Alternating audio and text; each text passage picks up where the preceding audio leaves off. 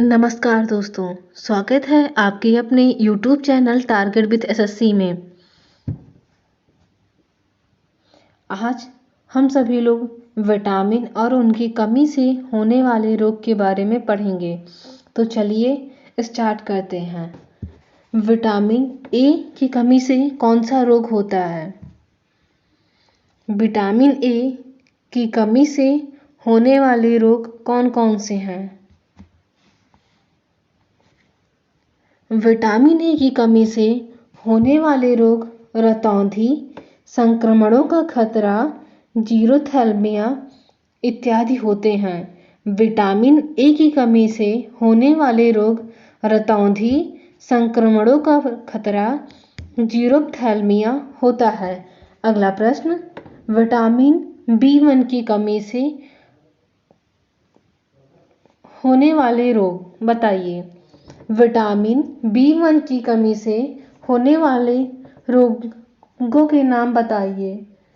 Vitamin B1 की कमी से होने वाले रोग बेरी हैं। अगला प्रश्न, विटामिन बी2 की कमी से होने वाले रोगों के नाम बताइए। तो विटामिन बी2 की कमी से होने वाले निम्न रोग हैं, जैसे त्वचा का फटना, आँखों का लाल होना। विटामिन बी2 की कमी से होने वाले रोग निम्न हैं: त्वचा का फटना, आँखों का लाल होना इत्यादि। विटामिन बी3 की कमी से होने वाले रोगों के नाम बताइए।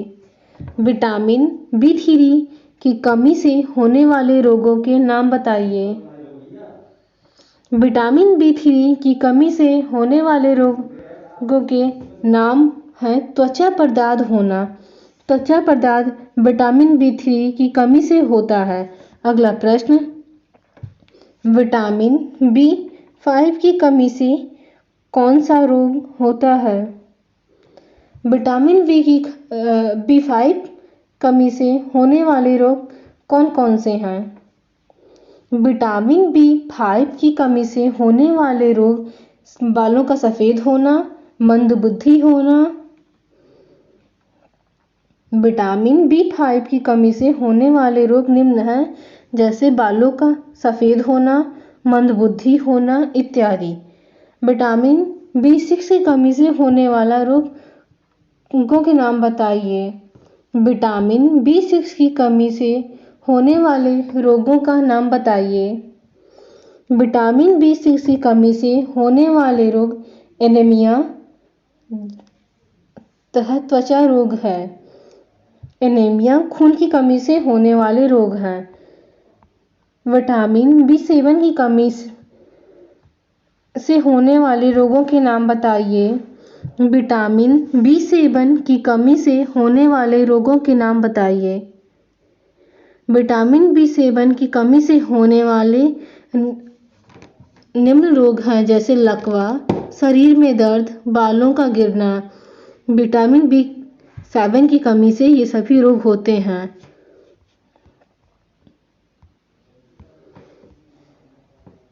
नेक्स्ट, विटामिन बी11 की कमी से होने वाले रोगों के नाम बताइए। विटामिन बी11 की कमी से होने वाले रोगों के नाम बताइए। विटामिन बी11 की कमी से होने वाले निम्न रोग हैं, जैसे पेचिश रोग, एनीमिया इत्यादि। विटामिन सी की कमी से होने वाले रोग बताइए।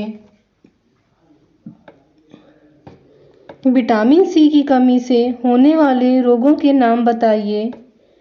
विटामिन सी की कमी से होने वाले निम्न प्रकार के रोग हैं, जैसे एनीमिया, पांडु रोग। पांडु रोग पेट से संबंधित रोगों को कहा जाता है। विटामिन डी की कमी से होने वाले रोग बताइए। विटामिन डी की कमी से होने वाले रोग बताइए। विटामिन डी की कमी से होने वाले रोग हैं जो रिकेट्स और ऑस्टियोमलेशिया। ऑस्टियोमलेशिया जो बच्चों में हड्डियाँ सूखी हो जाती हैं, उसे ऑस्टियोमलेशिया कहते हैं। विटामिन ई की कमी से होने वाले रोग बताइए। विटामिन ई की कमी से होने वाले रोग बताइए। विटामिन ई की कमी से होने वाले निम्न रोग हैं, जैसे जनन शक्ति का कम होना। विटामिन ई की कमी से होने वाले रोग निम्न हैं, जैसे जनन शक्ति का कम होना इत्यादि। अगला प्रश्न, विटामिन की कमी से होने वाले रोग बताइए। विटामिन के की कमी से होने वाले रोग बताइए। विटामिन के की कमी से हमारे शरीर में रक्त का थक्का नहीं जमता है। अगला प्रश्न, भारत में खोजा गया सबसे पहला पुराना शहर कौन सा था? भारत में खोजा गया सबसे पहला पुराना शहर कौन सा था? भारत में खोजा गया सबसे पहला पुराना शहर हड़प्पा शहर था।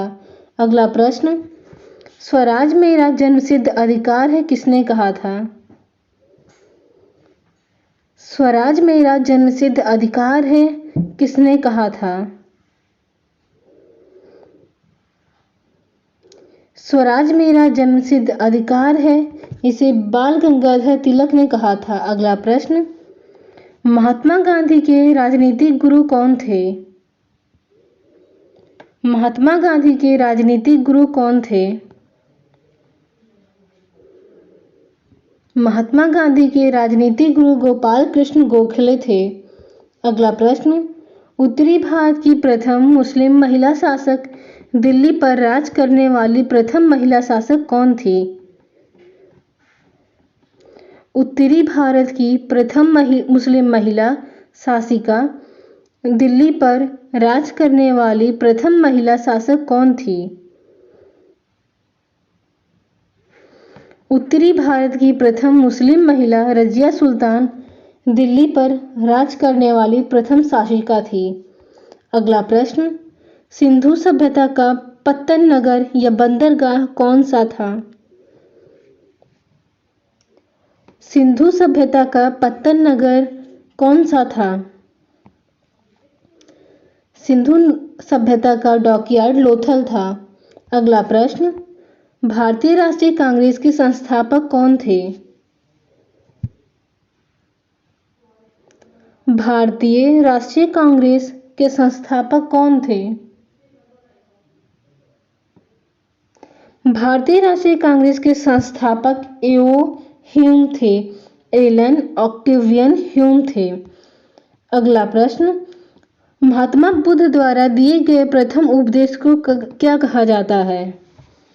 महात्मा बुद्ध द्वारा दिए गए प्रथम उपदेश को क्या कहा जाता है? महात्मा बुद्ध द्वारा दिए गए प्रथम उपदेश को धर्म चक्र प्रवर्तन कहा जाता है। अगला प्रश्न, किस वेद की रचना गद्य एवं पद्य दोनों में की गई है? किस वेद की रचना गद्य एवं पद्य दोनों में की गई है?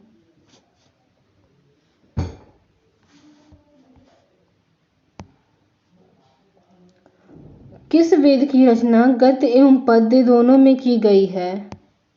यजुर्वेद की रचना गद्य एवं पद्य दोनों में की गई है। अगला प्रश्न, भारत में पहला समाचार पत्र किसने शुरू किया था?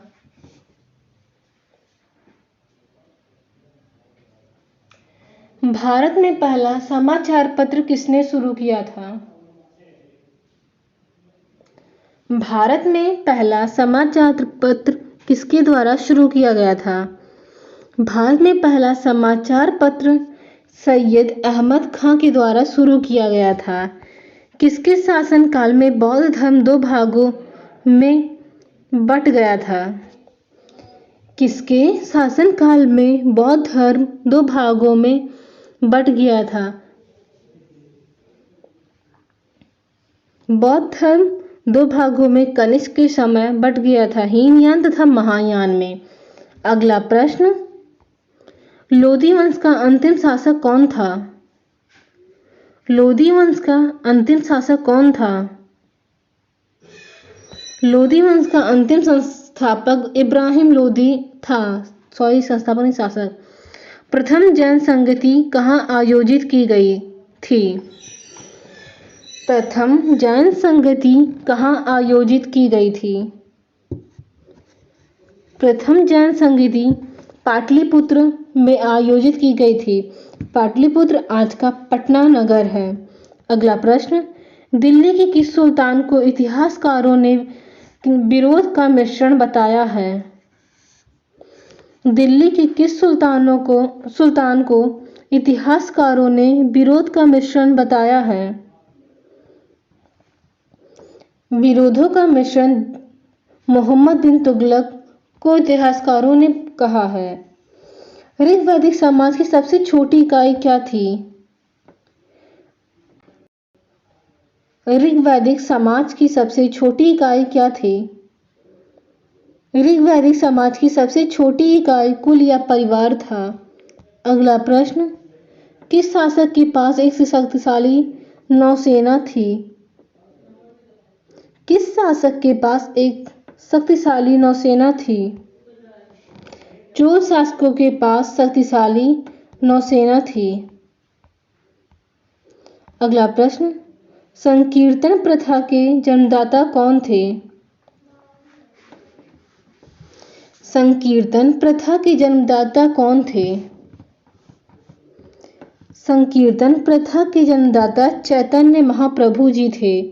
अगला प्रश्न, किस मुगल शासक को आलमगीर कहा जाता है?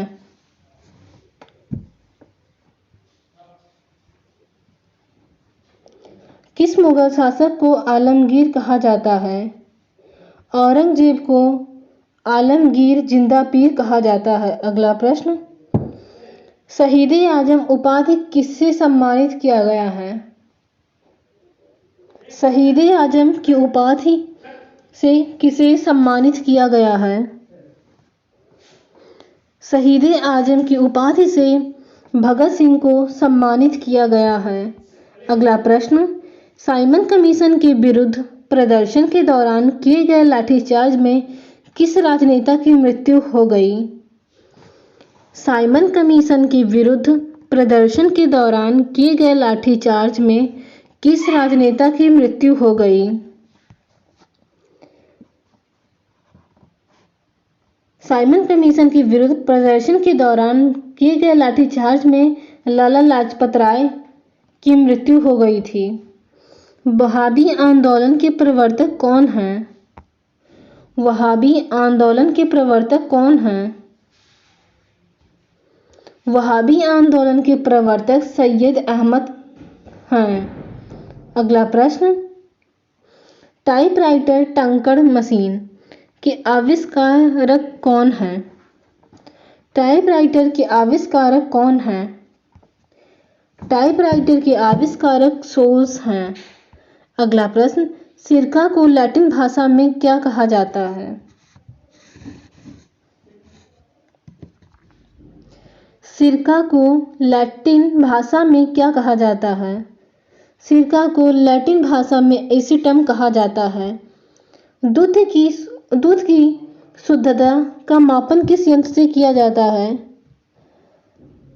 दूध की शुद्धता का मापन किस यंत्र से किया जाता है?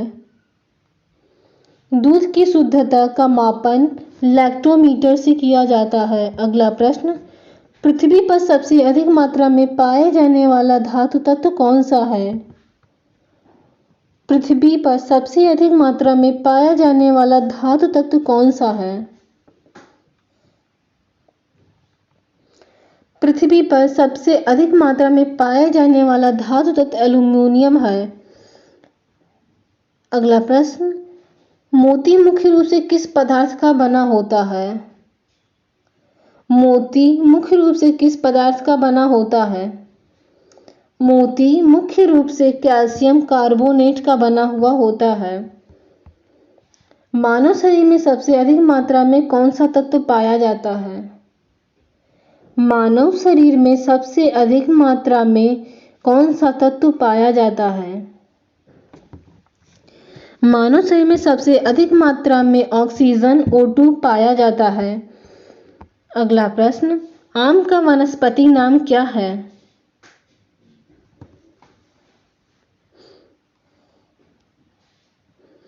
आम का वानस्पतिक नाम क्या है? आम का वानस्पतिक नाम मैंगिफेरा इंडिका है। कॉफी पाउडर के साथ मिलाया जाने वाला चिकोरी चूर्ण प्राप्त किस चीज से होता है? कॉफी पाउडर के साथ मिलाया जाने वाला चिकोरी चूर्ण प्राप्त किस होता है? चिकोरी चूर्ण जड़ों से प्राप्त होता है। अगला प्रश्न, विटामिन सी का सबसे अच्छा स्रोत क्या है? विटामिन सी का सबसे अच्छा स्रोत क्या है? विटामिन सी का सबसे अच्छा स्रोत आंवला है। अगला प्रश्न, सबसे अधिक तीव्रता की ध्वनि कौन उत्पन्न करता है? सबसे अधिक तीव्रता की ध्वनि कौन उत्पन्न करता है? सबसे अधिक तीव्रता की ध्वनि बाघ उत्पन्न करता है। अगला प्रश्न, मानव शरीर में सबसे लंबी कोशिका कौन सी है?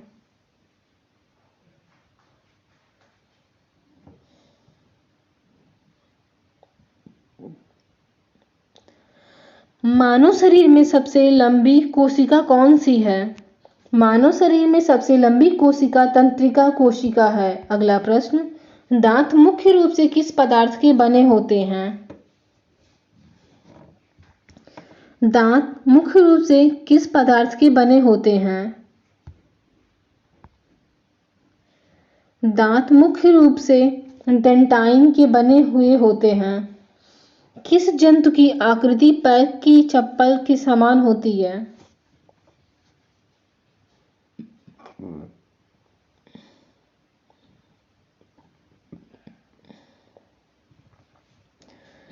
किस जंतु की आकृति पैर की चप्पल के समान होती है? किस जंतु की आकृति पैर के चप्पल के समान होती है? तो पैरामीशियम की आकृति पैर के चप्पल के समान होती है। अगला प्रश्न, निम्न में से किस पदार्थ में प्रोटीन नहीं पाया जाता? निम्न में से किस पदार्थ में प्रोटीन नहीं पाया जाता? तो चावल में प्रोटीन नहीं पाया जाता। चावल में कार्बोहाइड्रेट और फैट्स पाए जाते हैं। अगला प्रश्न, मानव का मस्तिष्क लगभग कितने ग्राम का होता है?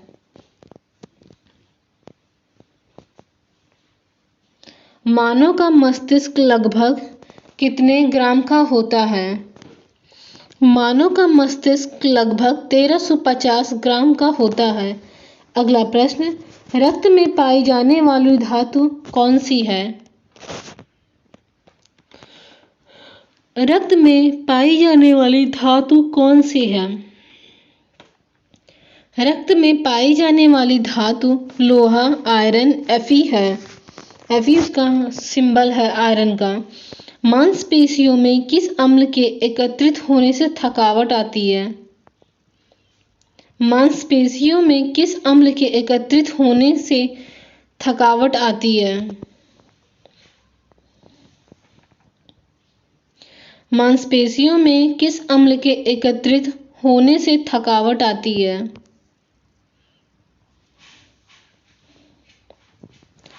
मांसपेशियों में लैक्टिक अम्ल के एकत्रित होने से शरीर में थकावट आती है।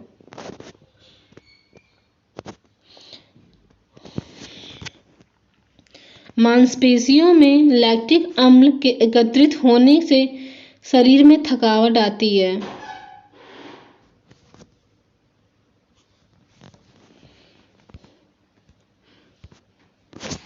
धन्यवाद। Thank you so much.